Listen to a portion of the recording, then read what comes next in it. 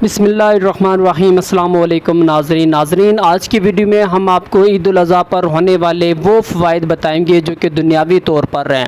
इसमें तो कोई शक कोई दो राय नहीं है कि ये सुन्नत इब्राहिमी को ज़िंदा रखने का ये जो मुसलमानों पे एक फ़रीज़ा है जो कि हर साहिब इस्तात पर वाजिब है, उसके फ़वाइद जो इस्लामिक पॉइंट ऑफ व्यू से वो तो बेशुमार हैं, लेकिन इसके साथ साथ अगर दुनियावी तौर पर देखा जाए तो उसके भी फ़ायदे जो दुनियावी तौर पर हैं वो भी बेशुमार हैं। नाज़रीन, वीडियो शुरू करने से पहले अगर आपने हमारा चैनल सब्सक्राइब नहीं किया तो लाजमी सब्सक्राइब करने, इस वीडियो को आप शेयर भी करें ताकि वो लोग जो कि कुर्बानी पर एतराज़ करते हैं उनको इसके फ़वाइद पता चल सके। नाज़रीन, एक अंदाज़े के मुताबिक ईद उल अज़हा पर 4 खरब से ज़ायद मवेशियों का कारोबार होता है। तकरीबन 23 अरब रुपये कसाई मजदूरी के तौर पर कमाते हैं, जबकि इसके साथ साथ 3 अरब रुपये से ज़ायद चारे के कारोबार वाले कमाते हैं।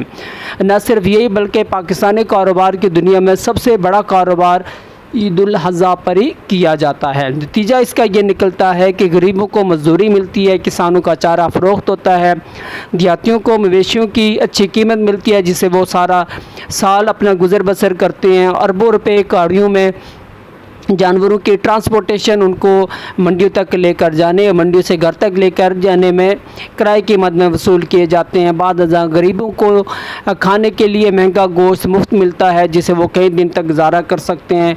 खालें जो उनसे हासिल होती हैं कुर्बानी के जानवरों से, उससे भी 100 अरब रुपये में फ़रोख्त होती हैं वो। और चमड़े की फैक्ट्री में काम करने वाले जो लोग होते हैं, जो लेबर होती है, उनको भी रोज़गार मिलता है। और ये सब पैसा जिसने कमाया होता है जब अपनी ज़रूरत पूरी करता है और उस पर ख़र्च करता है तो न जाने कितने खरब का कारोबार दोबारा होता है। ये कुर्बानी गरीब को सिर्फ गोश्त नहीं खिलाती बल्कि आइंदा सारा साल गरीबों के रोज़गार और मजदूरी का भी बंदोबस्त करती है। दुनिया का कोई भी मुल्क करोड़ों अरबों रुपये अमीरों पर टैक्स लगाकर पैसा गरीबी में बांटना शुरू कर दे, तब भी गरीबों और मुल्क को इतना फ़ायदा नहीं होता जितना अल्लाह के इस एक हुक्म को मानने से एक मुसलमान मुल्क को होता है।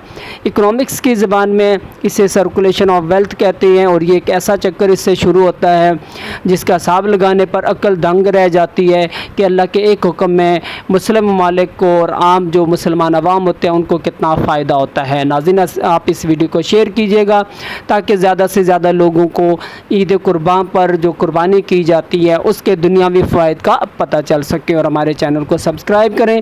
अगली वीडियो तक के लिए मुझे इजाज़त दें। शुक्रिया। अल्लाह हाफ़िज़।